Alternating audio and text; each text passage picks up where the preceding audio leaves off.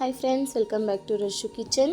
ನಾನಿವತ್ತು ಹಳ್ಳಿ ಸ್ಟೈಲಲ್ಲಿ ಮಾಡುವಂಥ ಉಪ್ಸಾರು ಖಾರ ಅಥವಾ ಇದನ್ನು ಗೊಡ್ಡು ಖಾರ ಅಂತಾರೆ, ಇದನ್ನ ಮಾಡ್ಕೊಳ್ಳೋದು ಹೇಗಿಂದ ತೋರಿಸ್ತಿದ್ದೀನಿ. ಇದನ್ನು ಮಾಡ್ಕೊಳ್ಳೋಕ್ಕೆ ಮೊದಲು ಒಂದು ಪ್ಯಾನ್ಗೆ 1 ಟೇಬಲ್ ಸ್ಪೂನಷ್ಟು ಆಯಿಲ್ನ ಹಾಕ್ಕೊಂಡು ಈ ಮೆಣಸಿನ್ಕಾಯಿ ಒಂದು ಇಡಿ ಹಾಕ್ಕೊಂಡು ಚೆನ್ನಾಗಿ ಫ್ರೈ ಮಾಡ್ಕೊಳ್ತಿದ್ದೀನಿ.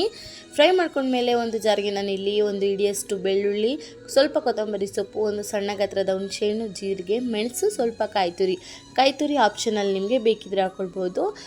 ಸೊ ನೆಕ್ಸ್ಟ್ ಅದಕ್ಕೆ ಉಪ್ಪು ಹಾಕಿ ಫ್ರೈ ಮಾಡಿ ಇಟ್ಕೊಂಡಿದ್ವಲ್ವ ಮೆಣಸಿನ್ಕಾಯಿ, ಅದನ್ನು ಕೂಡ ಅದಕ್ಕೆ ಸೇರಿಸಿ ಸ್ವಲ್ಪ ನೀರನ್ನ ಕೂಡ ಹಾಕ್ಕೊಳ್ಬೇಕು. ನೀರನ್ನ ಹಾಕ್ಕೊಂಡು ಫುಲ್ಲು ಪೇಸ್ಟ್ ಥರ ನುಣ್ಣಗೆ ರುಬ್ಕೊಂಡ್ರೆ ಸೂಪರ್ ಟೇಸ್ಟಿಯಾಗಿರುವಂಥ ಉಪ್ಸಾರು ಖಾರ ರೆಡಿ ಆಗುತ್ತೆ. ಇಷ್ಟೇ ಸಿಂಪಲ್ಲಾಗಿ ಮಾಡ್ಕೊಳ್ಬೋದು. ಇದನ್ನು ನಾವು ಎಣ್ಣೆ ಹಾಕ್ಕೊಂಡು ಫ್ರೈ ಮಾಡ್ಕೊಳ್ಬೋದು, ಇಲ್ಲ ಹಾಗೆ ಫ್ರೈ ಮಾಡ್ಕೊಳ್ಬೋದು. ಎಣ್ಣೆ ಹಾಕೋದ್ರಿಂದ ಸ್ವಲ್ಪ ಘಾಟು ಕಮ್ಮಿ ಆಗುತ್ತೆ. ಸೊ ನಾನು ಅದಕ್ಕೆ ಎಣ್ಣೆ ಹಾಕಿ ಅದನ್ನು ಫ್ರೈ ಮಾಡಿಕೊಂಡೆ. ಇದಕ್ಕೆ ಸ್ವಲ್ಪ ಕರಿಬೇವು ಬೇಕಿದ್ರೆ ಹಾಕೋಬೋದು, ಅದು ಆಪ್ಷನಲ್ ನಿಮಗೆ. ಸೊ ನೀವು ಟ್ರೈ ಮಾಡಿ, ಯಾವ ರೀತಿ ಬಂತು ಕಾಮೆಂಟ್ ಮಾಡಿ. Thanks for watching.